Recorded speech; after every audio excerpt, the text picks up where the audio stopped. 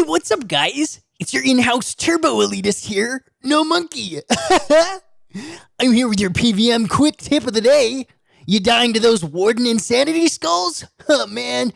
Just click the skulls faster and keep that health bar above 0, bro. Roll Tide, brothers.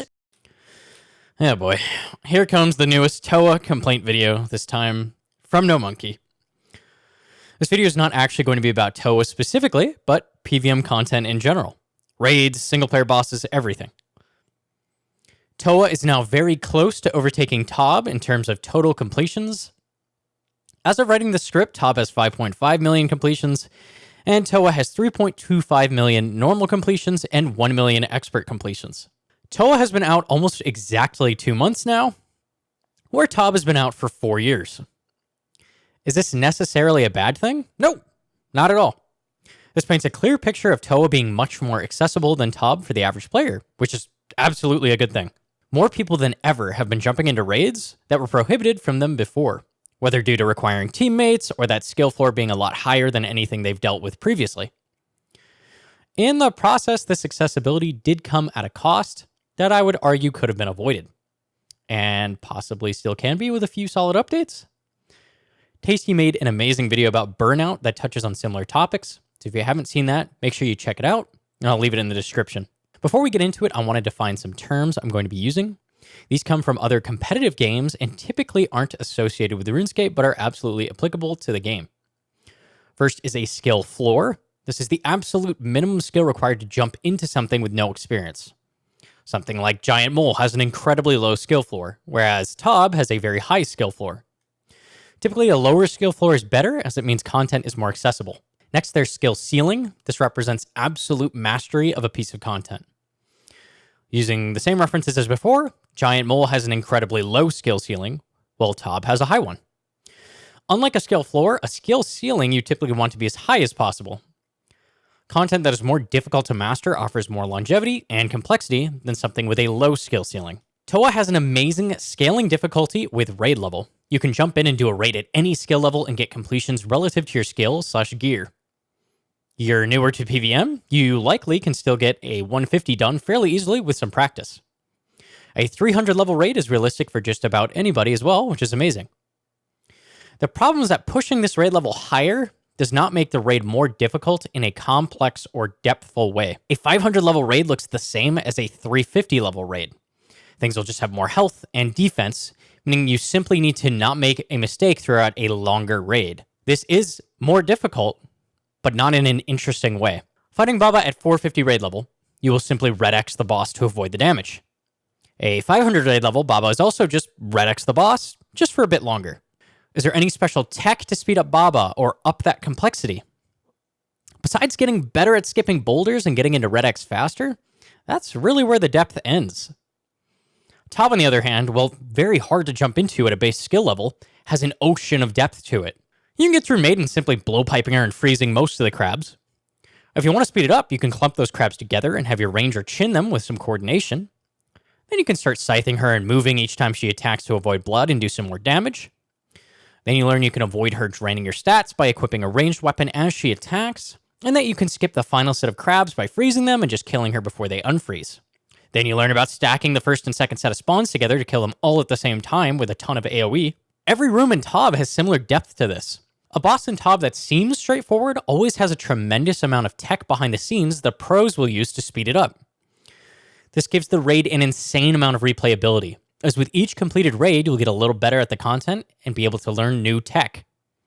I have over 800 KC at TOB, and I am nowhere near mastering it yet. P1 Warden versus P1 Verzik paints this really well due to their similarity.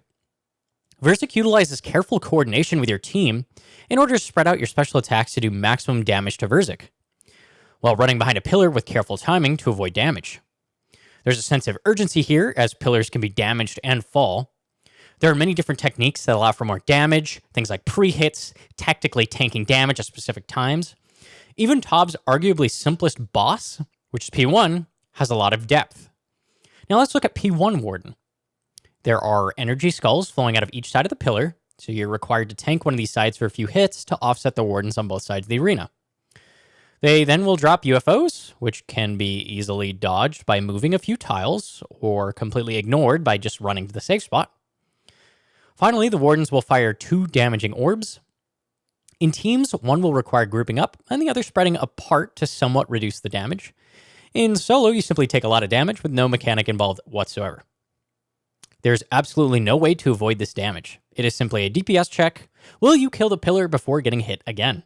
There is no technique, no skill, no way to avoid damage, no way to improve your DPS. It's click the pillar and eat food when you get hit. Toa has done an amazing job of getting the majority of the player base rating with its incredibly low skill floor, but it had the potential to get the entire player base diving in. If Toa has a skill floor of 1 and a skill ceiling of 5, Tob has a skill floor of 5 and a skill ceiling of 10. Toa appeals mainly to players dipping their toes into PvM or just starting to get a firm grasp on it, whereas Tob appeals much more so to the top end of the player base, the sweatiest of the sweats. We've seen this with a majority of the top end players. Most have left to go back to the other raids or have quit the game now. Tob is a superior raid and Toa is a complete failure. Gnomonkey, you elitist. Not everyone has top end gear or the time to learn raids. No, that's not what I'm saying. Toa succeeded in areas where Tob failed, its accessibility. And vice versa, Tob is a far more engaging raid for high levels. Toa is the culmination of years of work by Jagex. My hope for it was that it would not only be easier to jump into than even Chambers of Xeric is, but also have even more depth than Tob at the top level. And we just haven't seen that. There are multiple reasons for this. First is that the invocation system very rarely adds to the raid, it detracts from it. Let's just grab some random invocations from the board. Overly draining reduces your ability to use special attacks. Dehydration prevents drinking brews. Upset stomach reduces the area of cleansing jugs at Zebak. Keepback adds melee chip damage to Akka. Very few invocations add full-on mechanics or depth to the raid, instead simply slowing the raid down or detracting from it. An example of great invocations are the combination of Feeling Special and Double Trouble, allowing Akka to do a Shadow Orb special attack at the same time as a Simon Says special, forcing you to learn a unique method of pathing in order to deal with the combination of these difficult invocations. This should have been how nearly every single invocation was, adding mechanics, not detracting. Imagine if Baba had an invocation that added the Cursed Baboons from the Monkey Room to her fight, now requiring you to use movement mechanics to avoid it. What if Wardens had an invocation that made both Wardens fight you on P2 and P3? Even Insanity was a huge letdown for most. The Wardens will become unstoppable. Translates to, he attacks pretty fast, and if you lose ticks on the skulls, you'll die. You expect something ridiculous when you read that description, but then you find out Insanity is really just a free 50 raid level. Another reason Toa is lacking in depth is due to solos being equally good to team scales. Communication and teamwork are a big part of the difficulty of raids, so when Toa is equally difficult and rewarding at a solo level, why would you bother teaming up? The wiki's crowdsourcing shows for the most part a duo is simply 2 times higher purple chance, trio 3 times, and so on, meaning solo is equally rewarding as teams due to not having to split. There's absolutely no incentive to make teams. Why not just solo it? Most people seem to really appreciate the fact they can solo the raid, and on paper, yeah, it just increases the accessibility. But the fact that there's very little incentive to team up at all inherently reduces the depth of the raid as well. You can't talk about mechanical depth without talking about Nex. To this day, Nex is still the best money in the game, and that isn't due to her being the hardest boss. It's because she is so boring, no one wants to kill her. Throughout the entire fight, you are hurled chip damage that makes it a brew-chugging adventure. While I would argue there is more to Nex than people give her credit for, she definitely lacks the depth of any of the raids. You would think whatever content is the most complex and difficult would be the most rewarding, but that just isn't the case because Old School RuneScape still has yet to provide content that truly scratches that itch. When I brought this up on stream, there's usually been someone in chat countering with, I am not the best player ever, and I love the raid. Why should I care it isn't hard enough? It seems like you just want to make it worse for me. And I can't say this enough, I love the accessibility of Toa. Raids are the culmination of all of our skills as players, a final challenge. Toa finally allowed the majority of the player base to also step into raiding. Unfortunately, it came at the cost of the enjoyment of the raid at a high level when it really didn't have to. Toa could have finally been the breakthrough piece of content that respected every single PvMer in the game, no matter their skill level. Instead, it's more of a stepping off point until you get to the more interesting pieces of content like Inferno, Tob, and Chambers. We need content in the game to strive for. Things like Tob and Inferno have these beautiful, complex learning curves that are memorable. It's impossible to forget the experience of your first Inferno cape. If that depth and complexity is simply abandoned in future content for the sake of the majority, we'll have lost what I love about this game the most, learning and growing as a player. If you're catching this as it goes up, I will be live on Twitch.